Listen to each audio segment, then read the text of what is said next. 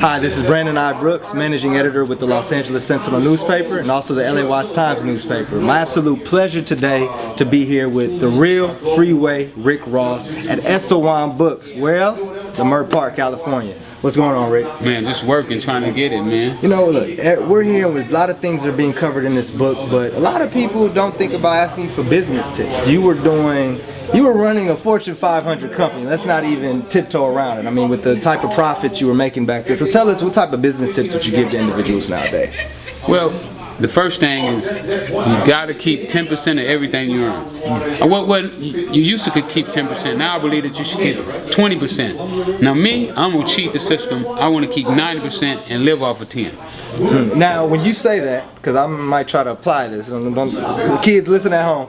Do you literally break this down mathematically, look at a monthly budget? I mean, some people want to know Rick Ross ain't sitting there punching numbers at his table. Maybe you are. How do you look at 10%, 90%? Do you do a monthly budget? Well, what I do is I try to spend as least money as I can. You know, like you won't see me pull up to a 7-Eleven and run in and buy a can of soda or a bag of potato chips or some Skittles. I don't do none of that stuff. Frivolous spending. I eat off of what I get from the grocery store. I try not to eat out as much as possible. I don't buy tennis shoes. I don't buy clothes. I don't buy the jewelry. So, well, you gotta be specific, just because we have to. You go to Goodwill. I mean, how do you do your shopping? Well, when I got out of prison 5 years ago, they gave me a bag of clothes. You still wearing it? And I'm still wearing those same clothes. There you go. There you have it. You know, why should they read this book? I mean, what's in this book? You know, what does it contain? Because everybody's wondering, what are you talking about? Why should they pick it up? So why should people read this book, Rick? Well, I think this book, first of all, not just because it's history. This is the African American history. I believe that this is a book that every black in this country, without a doubt, should read this book. Because right now, the prison population is crazy, and nobody knows why. You know, this book tells you why. For the people who want to make some money. This book shows you how a kid, 19 years old, with no high school diploma, no formal education at all, took $125 and turned it into $1 million and sometimes $3 million a day. How he incorporated the things around him in his environment and made them work with him. The same way Think and Grow Rich tells you how to do it. But he did it without reading Think and Grow Rich. When I read Think and Grow Rich, it's like, wow, that's what I was doing. I just should have did more of this and less of that. But I think the book is really loaded. You know, people who's trying to get their family members off of drugs. People who want to know if their kids are selling drugs. You know, some of the signs you look for. So I believe that this book is just so universal, almost like myself. You know, people ask me, well, when you go and speak, what do you speak about? And I say, well, it's according to the audience. You know, I can speak to people in South Central. I can go to UCLA. I can go to USC. I can go to Brown University and speak. I can go to Juvenile Detention Center. I can go to LA County Jail. It doesn't matter because I have equipped myself to be flexible and open-minded enough to where I can go different places. This will be my last question. I'll let you go. What a lot of people I've run into when we did an interview, I'd say 2-3 years ago. A lot of people got a good and bad, polarizing figure, as you know you are at times. So I got a lot of good and bad flack from it, but for the most part, positive feedback because you were talking about the positive things you're doing.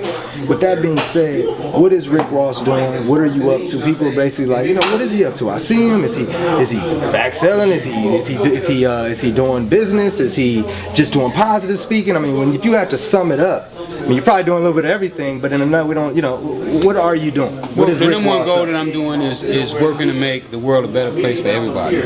Not just for me, not just for my kids, not just for blacks, but I believe that the work that I'm doing right now is going to benefit the whole country, the whole world, because we need more unity, we need more cooperation, we need more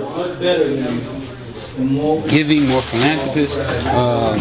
I believe that I'm going to shame people into doing more than what they've been doing, because when they see me doing it, and they're going to know, you know what, if he came from this and he's doing it, then I got to do it as well. And we saw the reaction. There was a kid in the crowd today where, I don't know if anybody could have reached him in the way that you did, and I think he was in. Tell us the 3 books you told him to read, and we'll go out on that note. What are the 3 I told him books to he should get read? The Richest Man in Babylon, which might be my favorite because it's about making money. All right. Think and Grow Rich is also a favorite because it teaches you how to get everything around you to work with you to do whatever it is that you want to do.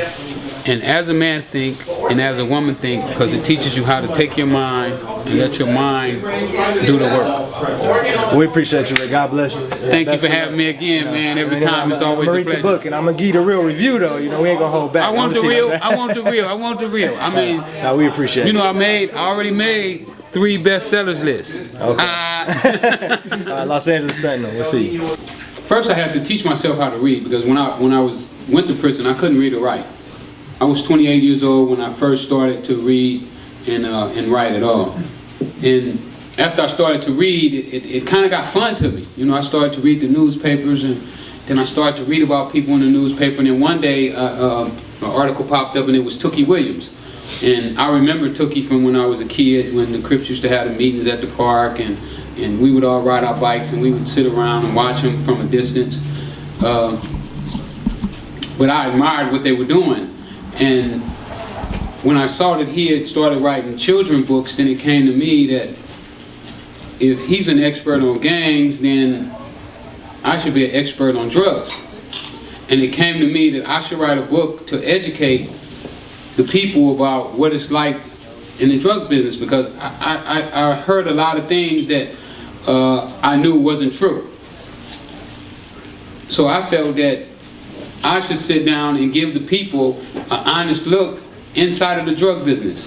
So when I wrote this book, what I did is I wrote it as if I was taking somebody by the hand and putting them in the car with me, like I did with Kathy that day, and drive them around South Central LA and go everywhere that I went. I put real names in my book. I asked people, could I do it? Some people were dead, some people were in prison with life sentences without the possibility of parole. But I wanted to make this real. I didn't want to hide anything.